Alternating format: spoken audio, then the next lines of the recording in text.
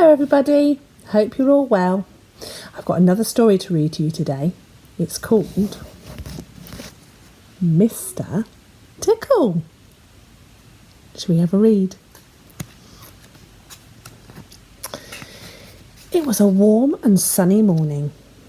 In a small house at the other side of the wood, Mr Tickle was asleep. You didn't know that there was such a thing as a tickle, did you? Well, there is. Tickles are small and round, and they have arms that stretch and stretch and stretch. Extraordinarily long arms.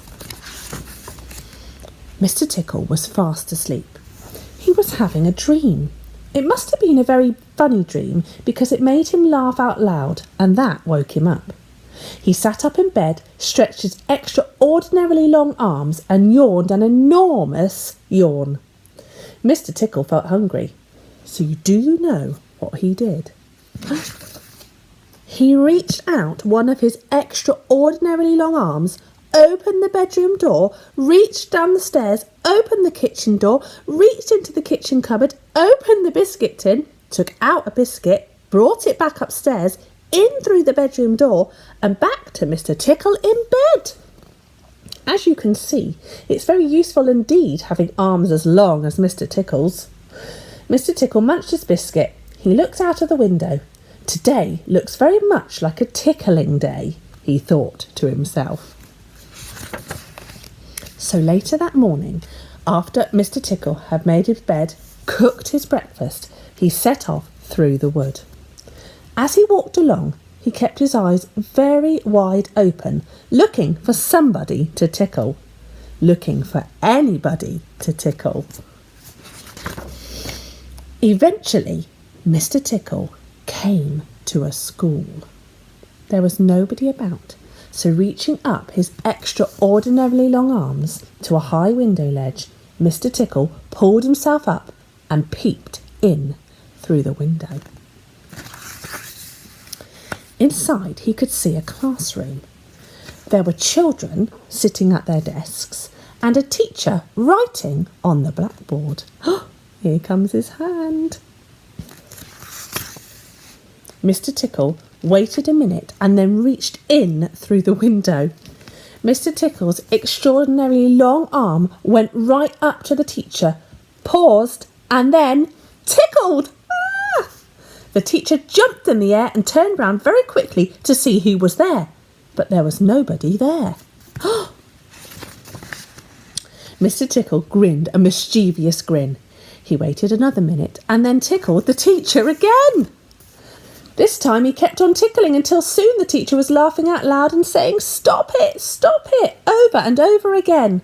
All the children were laughing too at such a funny sight. There was a terrible pandemonium. Eventually, Mr Tickle thought that he had had enough fun, so he gave the teacher one more tickle for luck and then very quietly brought his arm back through the open window. Chuckling to himself, he jumped down from the window, leaving the poor teacher to explain what it was all about, which of course he couldn't. Then Mr Tickle went to town. And what a day Mr Tickle had. He tickled the policeman on traffic duty at the crossroads in the middle of town. It caused an enormous traffic jam. He tickled the greengrocer just as he was piling apples neatly in his shop window. The greengrocer fell over backwards and the apples rolled all over the shop.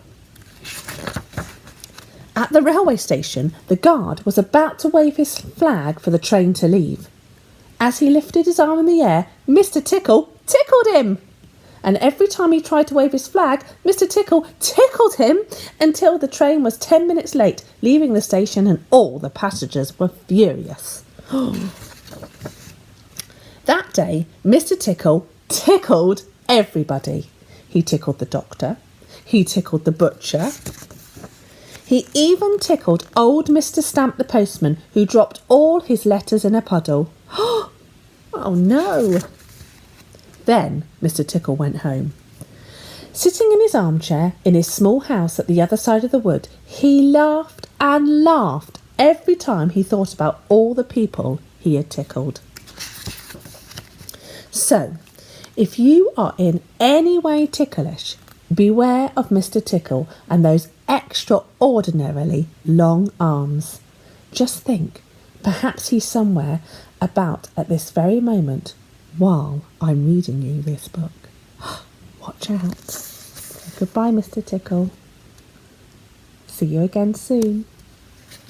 Take care. See you soon. Bye.